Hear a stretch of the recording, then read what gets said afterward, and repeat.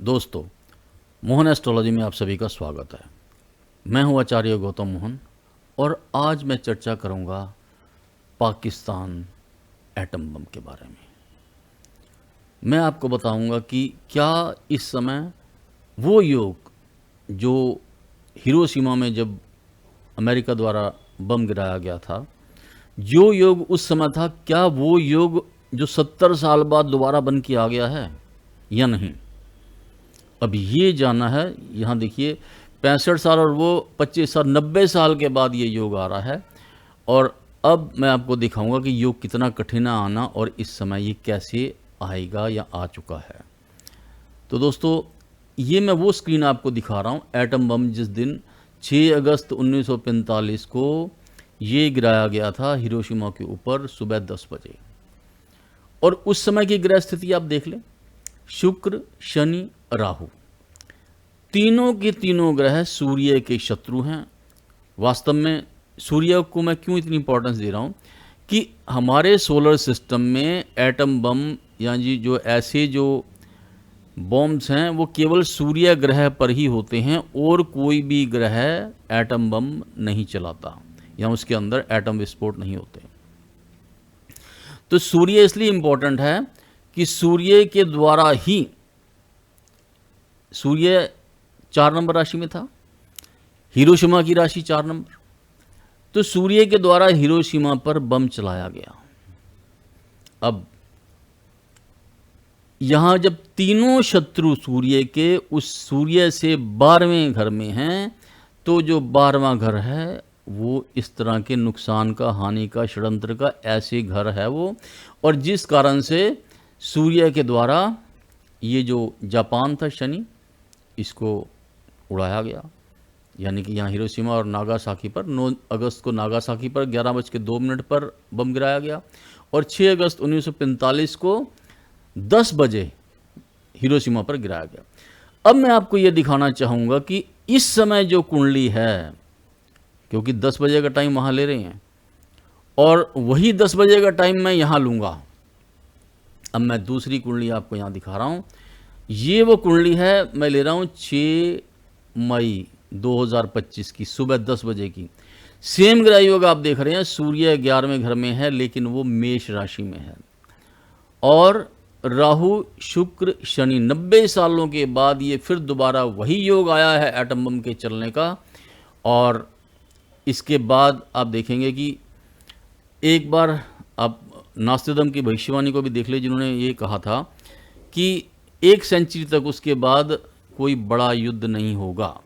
लेकिन अब क्योंकि आप देख रहे हैं कि 1945 के बाद यहाँ पर 2025 यानी कि 90 साल बाद यहाँ पर दोबारा युद्ध होने जा रहा है।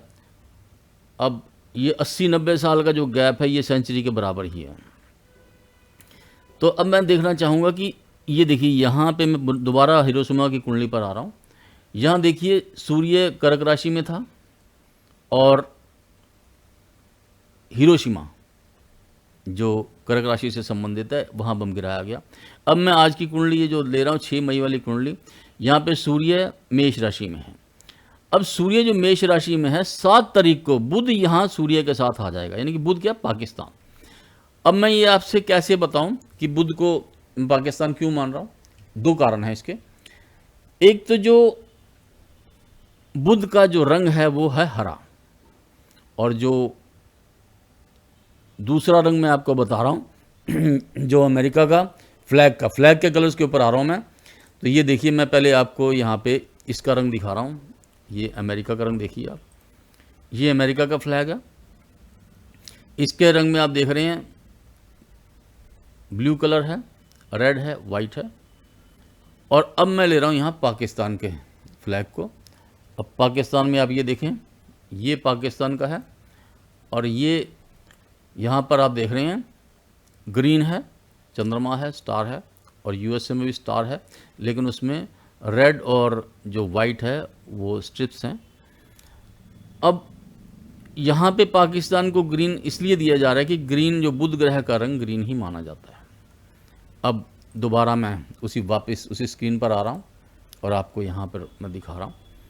अब ये देखिए यहाँ पर ये जो बुध है, ये बुध जो है 7 तारीख को चला जाएगा सूर्य के साथ, अर्थात सूर्य जो एटम बम का ग्रह है और बुध जब उसके साथ जाएगा तो सूर्य इसकी आधी शक्ति खींच लेगा।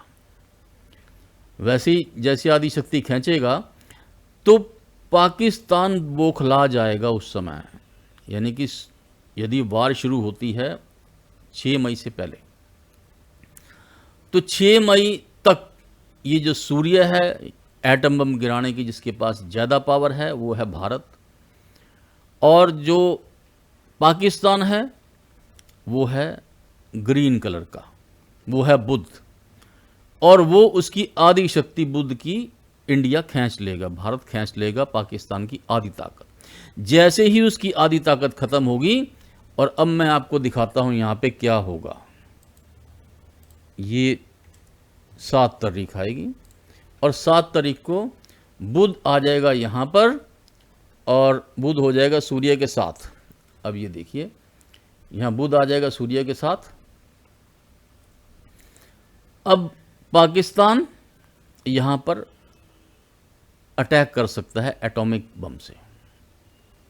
जैसे ही पाकिस्तान अटैक करेगा, क्योंकि भारत कभी भी एटॉमिक पावर का पहले इस्तेमाल नहीं करेगा, जैसे कि भारत की कमिटमेंट है, लेकिन यदि पाकिस्तान ने भारत को छेड़ दिया तो पाकिस्तान का उसके बाद कुछ नहीं बचेगा।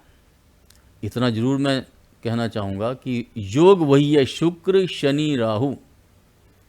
जो योग मैं यहाँ पर आपको दिखा रहा हूँ एटम बम का, ये देखिए शुक्र शनि राहु और सूर्य उससे अगले घर में। अब यहाँ भी आप देख लीजिए, ये है शुक्र शनि राहु, सूर्य अगले घर में। तो ये साफ दिखा रहा है कि यहाँ पर एटम बम का योग दोबारा 80-90 साल के बाद जो आया है दोबारा आ चुका है, और बहुत बड़ा खतरा आ चुका है मानव जाति के ऊपर, और लाखों करोड़ों लोगों का नरसंहार हो सकता है। इसलिए मैं सभी विद्वानों का आह्वान करना चाहता हूँ, मैं चाहता हूँ सभी विद्वान आगे आएं और ज्योतिषीय गणना का सदुपयोग करते हुए भविष्य को अच्छी तरह से देख लें कि आगे क्या होने जा रहा है। यहाँ देखिए जो सूर्य है, जब मैंने आपको ये कुंडली दिखाई थी कि हिरोशिमा के ऊपर यहाँ पर 4 नंबर जो राशि है, ही जो अक्षर है हिरोशिमा का था, तो यहाँ बम गिरा। अब यहाँ जो सूर्य है इस समय वो है 1 नंबर राशि में, अर्थात एटम बम गिरने के हमारे कौन कौन से एरियाज हो सकते हैं, या मेष राशि के जो एरियाज हैं, अमृतसर, लुधियाना, चंडीगढ़, अंबाला, यहाँ पर खतरा ज़्यादा रहेगा। यदि पाकिस्तान ने इन सिटीज़ के ऊपर कहीं भी उसका बम गिरा तो सूर्य जो है उसके कई ऐसे सिटीज़ को उड़ा देगा, अर्थात भारत, उसके बाद उसके बहुत सारे, लाहौर भी उसी रेंज में आएगा, ऐसे कितने ही सिटीज़ को उड़ा देगा। तो दोस्तों, ज्योतिष का विषय एक बहुत ही गहन विषय है, हमें इस पर निरंतर प्रयास करते रहना चाहिए। आपके भविष्यवाणी में कभी फेलियर्स भी हो सकते हैं, लेकिन उसकी चिंता किए बिना आपको सही रूप से अपना कार्य अवश्य करते जाना चाहिए। मैं सभी विद्वानों का आह्वान करूंगा जो ज्योतिष शास्त्र के परम ज्ञाता हैं, उन सभी पूजनीय विद्वानों को मैं ये कहूँगा कि आप भी अपना कुछ समय इस वर्तमान समय के लिए दें, और जो मैंने योग बताया उस योग को अच्छी तरह चेक करें। और भी जो ज्ञानवर्धक बातें आपको इसमें लगती हैं तो वो कमेंट बॉक्स में जाके ज़रूर अपने विचार रखें और जनता को अवश्य अवगत कराएं। और यदि उनका कोई यूट्यूब चैनल है तो अपना अच्छा वीडियो वहाँ भी डालें कि हम जनता को सही समय से पहले ये ज्ञान दे सकें। यदि कहीं नुकसान होने का कोई चांस हो तो वहाँ नुकसान ना हो। वैसे इतना ज़रूर है कि हमारी जो वर्तमान सरकार है बहुत ही सक्षम है, भारत हमारा बहुत ही स्ट्रांग है, और जो पाकिस्तान उसके आगे कुछ भी नहीं। लेकिन यदि कमरा बंद होगा और बिल्ली को मारने का प्रयास करेंगे तो वो आंखों पर झपट्टा मारेगी। वही हाल इस समय पाकिस्तान का है। हमारा नेतृत्व, राष्ट्र नेतृत्व बहुत ही स्ट्रांग है और बहुत ही सही दिशा में काम कर रहा है। अर्थात यदि कोई दुश्मन इस तरह से आके हमारे देशवासियों को मारेगा तो भारत चुप नहीं रहेगा, और ये तो फैसला होना ही है। अब आगे नुकसान किसी भी पक्ष का कितना ही हो, लेकिन मानवता के कल्याण के लिए ये कार्य करना परम आवश्यक है, उग्रवाद को नष्ट करना परम आवश्यक है, तभी विश्व शांति हो सकती है। जिस प्रकार से अमेरिका को विश्व शांति के लिए एटम बम गिराना पड़ा, उसी तरह आज यदि हमारे भारतीय नेतृत्व को उग्रवाद को उस देश को ख़त्म करना पड़े, तो यदि वो करेगा तो इसमें पुण्य का ही कार्य होगा, अशुभता कुछ भी नहीं होगी। हाँ, इतना जरूर है कि पूरे संसार में एक मैसेज जरूर जाएगा कि इस तरह से उग्रवाद के द्वारा ये कार्य जो भी देश करेगा, जैसे इजराइल को दुनिया ने समर्थन दिया, वैसे भारत को भी पूरा समर्थन मिलेगा, और उग्रवाद को नाश करने में मैं समझता हूँ ये उचित समय है। और हो सकता है कि इस समय जो भारत का जो भाग्य है और मोदी जी का जो भाग्य है वो 100% पर है। तो मोदी जी के आगे इस समय कोई नहीं टिक पाएगा, दुनिया की कोई शक्ति अगले 17 सितंबर तक कोई नहीं टिक पाएगी मोदी जी के आगे। और 17 सितंबर से पहले पहले बहुत कुछ होगा। आप देखेंगे कि ये पीओके हमारे पास, और बलूचिस्तान एक अलग राष्ट्र, और पंजाब का इतना बुरा हाल हो जाएगा कि उसके पास कुछ नहीं बचेगा सिवाय प्यासा और तड़फते हुए लोग वहाँ आपको मिलेंगे। तो इसलिए अभी भी समय है, यदि पाकिस्तान के नेतृत्व के लोग भी ये मेरी बात सुन रहे हों तो उनको तुरंत कुछ ऐसा कार्य करना चाहिए जिससे ये युद्ध जो छिड़ने जा रहा है ये ना छिड़े, और इसको केवल वो भारत की जनता और हमारा जो राष्ट्रीय नेतृत्व है वो ही क्षमा कर सकता है। लेकिन मुझे नहीं लगता कि वो मूर्ख प्राणी जो इस समय पाकिस्तान के नेतृत्व वाले हैं वो इस बात को समझ पाएंगे, और वो क्योंकि विनाश की ओर बढ़ रहे हैं और ज्योतिषीय शक्तियां भी ऐसी ही बता रही हैं कि इस समय पाकिस्तान विनाश की ओर जा रहा है। जैसे ही भारत को छेड़ेगा वो अपने सर्व विनाश को आमंत्रित कर लेगा। तो दोस्तों, इसी के साथ मैं देता हूँ अपनी वाणी को विराम। आप सभी को मेरा नमस्कार, धन्यवाद।